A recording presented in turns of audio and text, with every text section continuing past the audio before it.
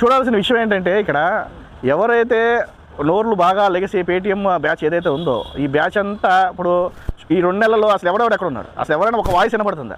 ఇంతవరకల్లా పెద్దానికి పవన్ కళ్యాణ్ విమర్శించి 3 పెళ్ళిళ్ళు అన్నారు, part time politics చేస్తున్నామన్నారు, ఇట్లాంటివన్నీ చేశారు. ఇప్పుడు ఆయన ఏం చేశాడు, డైరెక్ట్ సినిమా వైపు చూడకుండా ఈ 6 మంత్స్ నేను ఇక్కడ పరిపాలించి చూపిస్తాను, నా మార్క్ ఇక్కడ చూపిస్తానని పట్టుదలతో ఆయన ఎలాగ చేస్తాడు. ఐఏఎస్లు కూడా సూచనలు ఇచ్చే స్టేజ్లో ఉన్నారు పవన్ కళ్యాణ్ గారు ఇప్పుడు. కానీ వీళ్ళంతా ఏమైపోయారు, ఈ అరిసిన కుక్కలని ఏమైపోయినాయి, ఒక రోజా ఏమో పంది పిల్ల తిరిగినట్టు అక్కడ ఇటలీలో తిరుగుతుంది, సహం గౌన్ వేసుకుని అందరూ చీరలు కట్టుకోవాలని చెప్పేది, ఇప్పుడేమో సహం గౌన్ వేసుకుని తిరుగుతుంది పంది పిల్లలాగా. వీళ్ళంతా కొడాల నాని కానీ వల్లభనేని వంశీ వీళ్ళందరూ పరారు, ఎక్కడున్నారు వీళ్ళందరూ?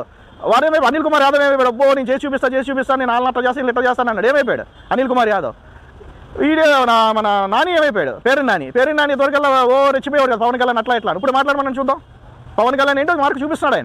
ఆయన చూపిస్తున్నప్పుడు వీళ్ళందరికీ నోరు మూసిపోయినాయి. ఇంకా ఎవరి కాళ్ళు ఏంటంటే మేము ఇంకా మాట్లాడిన తప్పని వాళ్ళే తెలుసుకున్నారు, అందుకని ఇంకా దేశం వదిలి పారిపోయారు.